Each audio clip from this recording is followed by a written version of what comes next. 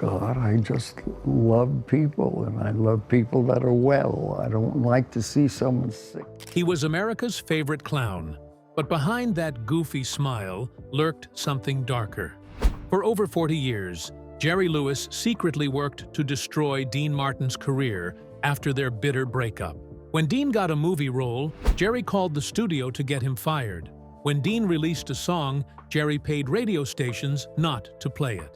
Even as Dean lay dying, Jerry refused to apologize. Today, shocking new evidence reveals just how far he went to ruin the partner who made him famous. Jerry Lewis was born on March 16, 1926, in Newark, New Jersey. His parents, Danny and Ray Levitch, were both performers. His mother sang and told jokes on stage, while his father played the piano and worked as a musical director. With two entertainers for parents, Jerry was surrounded by show business from the start. But growing up wasn't easy. The Great Depression hit many families hard, and Jerry's was no exception. Money was tight, and the world around him felt uncertain.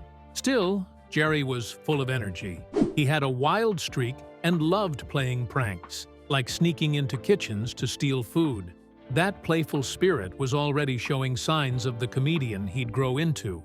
He stepped on stage for the first time when he was only 5. His parents brought him to the Catskill Mountains, a place known for Jewish entertainers. That's where he performed "Brother, Can You Spare a Dime?", a song that captured the struggles people were facing. It wasn't just a cute moment. For Jerry, it was a first real taste of performing, and it left a mark. But while his parents traveled for work, Jerry often stayed behind. He spent a lot of time with his grandmother, and that made him feel alone. That loneliness would later find its way into his comedy, hidden beneath the laughs. At age 12, Jerry came up with something different. He created the record act, where he pretended to sing along with popular records.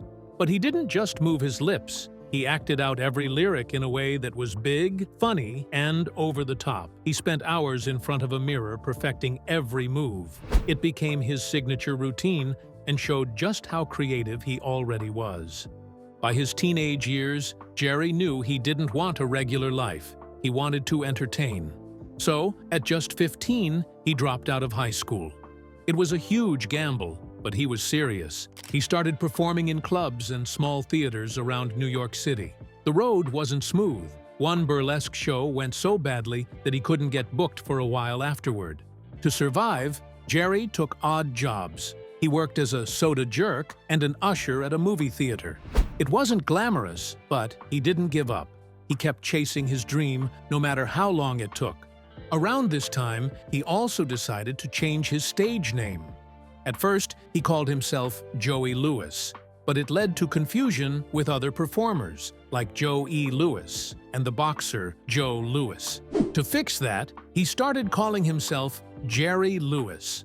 It seemed like a small change, but it would end up sticking with him forever. In 1945, something happened that would change his life, and comedy itself. Jerry was performing his act at the Glass Hat nightclub in New York. He was just 23. That's when he saw Dean Martin, a smooth, good-looking singer, 5 years older than him. Jerry later said Dean was the most handsome man he'd ever seen. They met that night, but nothing big came of it. Still, Jerry couldn't stop thinking about Dean. Over the next year, he kept showing up at Dean's gigs, trying to get close. Dean wasn't impressed. He thought Jerry was annoying and too eager. Then, in July 1946, everything clicked. Both men were booked to perform at the 500 Club in Atlantic City. The club owner didn't like their solo acts and gave them a choice: come up with something together, or they'd both be out of a job. With almost no time to plan, they tried something different. Jerry started messing with Dean's singing during the show, making fun of it and causing total chaos on stage. The crowd loved it. That night, something new was born.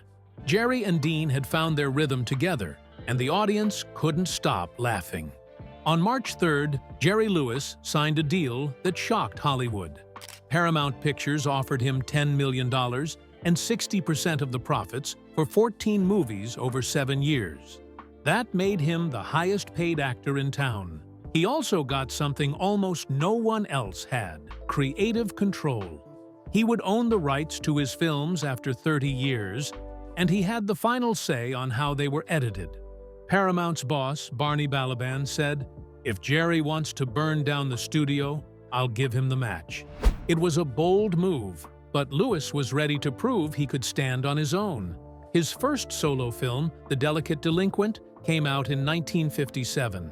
It was supposed to be a Martin and Lewis movie, but the two had split up. Lewis had to rewrite the script and shape the film himself. He stayed up all night, working on scenes, trying to get it right. Many people thought it would fail without Dean Martin to balance Jerry's wild comedy. But they were wrong. The movie made over $6 million, twice as much as their last film together. Critics were surprised. They liked Jerry's performance, especially one scene where his character, Sidney Pythias, gives a speech about feeling like he matters. Lewis had fought to keep that moment in the movie. It showed he wanted to do more than just make people laugh. By 1960, Lewis was ready to direct. He came up with an idea for a movie called The Bellboy. He wrote it, directed it, and shot the whole thing in just a few weeks. Paramount had wanted to release another film, Cinderfella, that summer. But Lewis said no. He wanted that one to come out at Christmas. So he made The Bellboy to fill the gap. He filmed it at the Fontainebleau Hotel in Miami using a new trick he invented, video assist. It let him watch what he'd just filmed right away. Today, every director uses it. The Bellboy came out on July 20th, 1960. It made over $10 million and was a hit with critics. They called it a lesson in visual comedy. Jerry Lewis wasn't just a star anymore, he was a writer, director, and producer too. Then came The Nutty Professor in 1963. This time, Lewis played two very different characters. Julius Kelp, a shy and awkward scientist, and Buddy Love, a smooth-talking ladies' man. The idea came from a real person Lewis once met, someone nervous and strange. He spent months working on Kelp's voice and gestures. For Buddy Love, he used memories of slick nightclub guys he'd seen. People guessed the character was based on Dean Martin, but Lewis denied it. Switching between the two roles wasn't easy. The scenes where Kelp becomes Buddy Love took a lot of effort and physical control, but the result was worth it. The film made $19 million and became a classic. Critics called it a masterpiece. Years later, it was chosen for the National Film Registry, which protects movies that are important to American culture. By the mid-1960s, Jerry Lewis was more than just famous. He was a force. His movies kept making money. Hits like The Disorderly Orderly and The Patsy proved he still had the magic. In 1966 alone, he made about $10 million, over $80 million today. That made him one of the richest entertainers in the country. Other actors saw what he had done. His deal with Paramount changed things. Stars started asking for more control and better deals. The power in Hollywood began to shift. Jerry Lewis was famous for being wild and funny, the guy who made people laugh with silly faces, loud voices, and over-the-top jokes. But in 1982, he did something totally unexpected. He took a serious role in a movie called The King of Comedy. No jokes, no clowning around, just a cold, quiet man named Jerry Langford, a talk show host who gets stalked by a desperate fan, played by Robert De Niro. People didn't know what to make of it at first. Lewis wasn't playing for laughs. He was playing it straight. And, kind of sad, Langford seemed tired, lonely, and distant, a million miles from the loud, goofy characters Lewis usually played. But the critics noticed. They saw something bold in that quiet performance. It was like Lewis had taken off the mask for a moment and let the real weight of fame show through. The movie didn't make a lot of money at the time, but over the years, it found its audience. Now, it's considered one of director Martin Scorsese's best films. And Lewis's role in it? People still talk about it. He didn't just show up and act. He prepared. He studied real talk show hosts, watching how they moved, how they sat, how they acted when the cameras were off. On set, he kept his distance from the cast, even De Niro, because he wanted to stay in character. And when he needed to get angry for a scene, he used some intense methods to work himself up. It wasn't easy, and not everyone on set loved it, but it worked. He delivered something raw and honest, and maybe even a little personal. Years later, at 69, Lewis surprised people again. This time, he stepped onto a Broadway stage. The show was Damn Yankees, and he played the devil himself, Mr. Applegate. Crowds loved it. He was funny, of course, but also full of charm and energy. And he sang, he danced, he owned the stage. He wasn't just reading lines, he was doing what he did best, improvising, turning tiny moments into gold. One night, someone in the audience was loudly unwrapping candy, and Lewis turned it into a comedy bit, getting laughs without even touching the script. He was getting paid $40,000 a week for the show, and he earned every cent. After Broadway, he didn't take it easy. He took the show on tour, performing in 50 cities across the country, and he kept working long after most people would have retired. At 77, he lent his voice to The Simpsons, playing the dad of Professor Frink. A few years after that, at 80, he showed up on Law and Order, SVU, playing a serious role that reminded people he wasn't just a clown, he could act too. But before all that, before the movies, the shows, the fame, there was Martin and Lewis. They started out performing in little clubs along the East Coast. At first, nobody knew who they were, but they had something special. Dean Martin was cool, calm, the smooth singer with a laid-back charm. Jerry Lewis was chaos, jumping, shouting, making faces, playing off Dean like a human cartoon. Together, they were magic. It didn't take long for people to notice. In just a few weeks, they were packing clubs. In a few months, they were earning $5,000 a week, a huge amount at the time. They signed with a major talent agency and never looked back. Everything happened fast. Radio shows, nightclub gigs, sold-out performances. It was like they were everywhere at once. Their act was sharp, unpredictable, and filled with music, jokes, and fast-talking banter. Crowds couldn't get enough. By 1948, they were headlining at top venues like the Copacabana in New York. And when NBC gave them their own radio show in 1949, millions of people started tuning in every week. One episode had Jerry pretending to be a turkey, trying to escape Thanksgiving dinner. Dean played it straight, while Jerry went wild, and people loved it. By 1950, they were making $15,000 a week just from the radio. From there, it was only a matter of time before Hollywood called. Their first movie, My Friend Irma, came out in 1949. It was a hit. So were the next ones. Over 7 years, they made 16 movies together, and audiences couldn't get enough. Their films mixed comedy, music, and their one-of-a-kind chemistry. It was a formula that worked again and again. One movie, At War with the Army, made over $15 million. Another, Living It Up, earned more than $20 million. The numbers were huge, and Paramount Pictures was thriving because of them. Even as things got tense between them behind the scenes, they kept making hit after hit.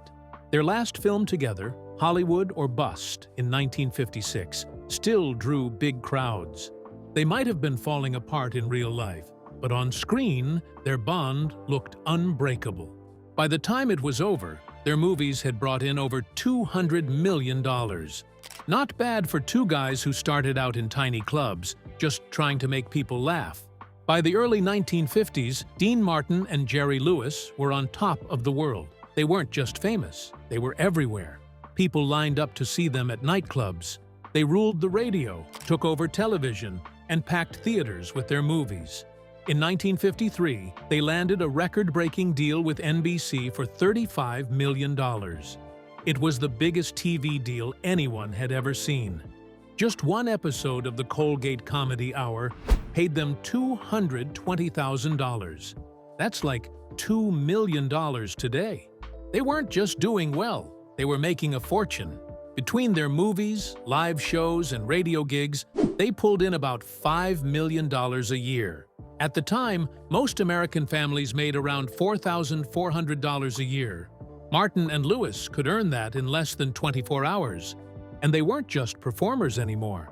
They started their own company, York Pictures, so they could produce their own work and keep more of the money. They also put their money into real estate and other smart investments. Everything they touched seemed to grow.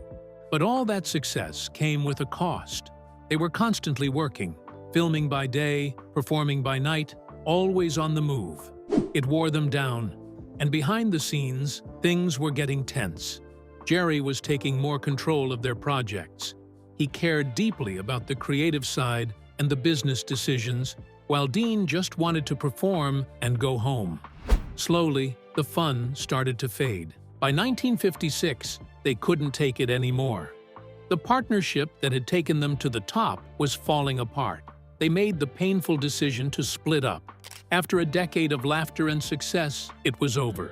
Their breakup felt like the end of an era, but their time together left a permanent mark on comedy. Then, something unexpected happened. On July 25, 1956, exactly 10 years after their first show together, they took their final bow at the Copacabana in New York. Just 2 weeks later, Jerry got a phone call that changed everything. Judy Garland had come down with strep throat and couldn't perform her show at the Frontier Hotel in Las Vegas. Jerry was asked to fill in. He had no time to rehearse, no plan, just himself and a waiting crowd who expected Garland. He stepped onto the stage and made it up as he went. For 55 minutes, he kept the audience laughing with a completely improvised routine. At the end, he sang "Rockabye Your Baby" with a Dixie melody, a song he hadn't sung since he was a kid. The crowd went wild. They gave him a standing ovation. That night changed everything. 3 days later, he recorded the song. It took off. Over 1.4 million copies sold. Then came his first solo album, Jerry Lewis Just Sings. It hit number 3 on the Billboard charts and stayed in the top 10 for 16 weeks. People in the industry who thought he couldn't make it without Dean were stunned. But by 1959, Jerry Lewis wasn't just surviving. He was a star, all on his own. Decades later, he showed another side of himself. In 2013, at 87 years old, he starred in Max Rose, a quiet, serious movie about a jazz pianist dealing with the death of his wife. It was a big change from the wild comedy he was known for. Critics praised his performance. The film didn't make much money, but Jerry proved he still had the power to move people. His final role came in The Trust in 2016, where he acted alongside Nicolas Cage and Elijah Wood. He was 90 years old, but he still had that spark. Even in a small part, he could hold the screen, balancing humor and depth in a way only he could. It was a quiet but fitting close to a long and surprising career. His personal life was just as full of twists. Jerry married his first wife, Patty Palmer, on October 3, 1944. He was only 18 and just starting out. Over the next 2 decades, they had 6 sons: Gary, Ronald, Scott, Christopher, Anthony, and Joseph. At first, they seemed like the perfect family, but fame took a toll. Jerry's schedule kept him away from home, and he was always working. He also struggled with a prescription drug problem, which made things worse. In 1956, when his career was booming, rumors started about an affair with Marilyn Monroe. That only added to the tension at home. Still, Jerry and Patty stayed together for years, but by the late 1970s, their marriage was crumbling. In 1980, after 36 years together, Patty filed for divorce. She cited his reckless spending and cheating. The divorce dragged on for 3 years and got ugly before it was finally over in 1983. Just a month after it was finalized, Jerry married again. His second wife, Sandy Pitnick, was a former Las Vegas dancer. He was 57, she was 32 years younger. The timing surprised a lot of people, but they stayed together. In 1992, when Jerry was 66, they adopted a daughter, Danielle Sarah Lewis. No one expected it, but the adoption brought him real joy. He often said Danielle gave him new energy. Jerry Lewis never gave up. Even when his body began to fail him, he kept pushing forward, holding onto the spotlight like it was keeping him alive. In 2001, he was diagnosed with pulmonary fibrosis. He was 75. The disease made it hard to breathe, and that was a cruel twist for someone whose whole life had depended on fast talking and wild physical comedy. Doctors gave him prednisone to treat it. The drug helped, but it came at a price. Jerry's weight shot up, 56 pounds in no time. Suddenly, even tying his shoes became hard. He didn't look like the Jerry people remembered.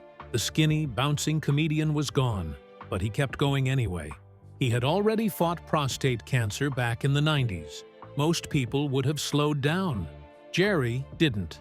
He worked through it, even when the medicine pulled him into a deep depression. He later admitted he thought about ending his life. Still, he didn't stop. In 2006, at age 80, he had a heart attack in San Diego. A few months later, he was back on stage. In 2012, he collapsed from dangerously low blood sugar right before giving a speech at an event. But once he recovered, he came back to finish it. That same year, he was working on turning The Nutty Professor into a Broadway musical. He was 85. "I have to finish what I've started," he said. By his 90th birthday, in 2016, Jerry's health had clearly faded. He struggled to walk and spoke openly about the pain he was living with. Still, he showed up for one last big celebration in New York, surrounded by stars and old friends. He died the next year, in August 2017. He was 91, and he passed away peacefully at home in Las Vegas with his family around him. The tributes came quickly. Jim Carrey called him a genius and said, "I am because he was." But just weeks later, everything changed. Jerry's will became public, and it shocked everyone. He had made it clear back in 2012, his 6 sons from his first marriage would get nothing. Not a dollar, not even a mention of love or farewell. In fact, he went out of his way to make sure their children wouldn't get anything either. The story took an even darker turn when people remembered his son Joseph. Joseph had once been the one who looked most like Jerry. He was creative, sensitive, and close to his dad until 1989, when everything fell apart. Joseph gave an interview saying life with Jerry had been miserable. He claimed Jerry beat his children and never showed real love. Jerry felt betrayed. From that moment on, he cut Joseph out completely. No more phone calls, no more visits, nothing. Joseph spiraled. Addiction, homelessness, mental illness, he lost everything. At one point, he was living in a church. He kept writing letters to his father. Jerry sent everyone back, unopened. In 2009, Joseph died alone from a morphine overdose. He was 45. Jerry didn't pay for the funeral. According to Joseph's ex-wife, he didn't even offer. Joseph's brother Gary blamed Jerry for what happened. He believed the rejection pushed Joseph over the edge. Years later, when Jerry was asked about Joseph's death, his response was cold. No regret, no sadness. Meanwhile, Jerry left everything to his second wife, Sandy Pitnick, and their adopted daughter, Danielle. Danielle had been close to him and even helped manage his career in his final years. The will made it clear Jerry had chosen a new family, and the old one was out for good. Anthony Lewis, Jerry's 5th son, said the will felt like putting the knife in and turning it. He could accept being cut out, but what hurt most was seeing his children, Jerry's grandchildren, cut out too.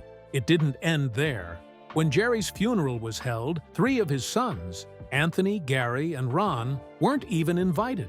People asked why. No one really knew. Some pointed to his bitter divorce from his first wife, Patty Palmer. Others said the trouble got worse when Anthony sued Jerry on Patty's behalf. Maybe that was the final straw. Anthony also spoke about their childhood. He said Jerry could be terrifying. They'd hide when he came home. He remembered being hit. He remembered the fear. And then another surprise came.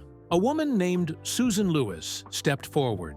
She said Jerry was her father. Her mother was a model named Lynn Dixon, and she claimed she'd been born in the 1950s from an affair.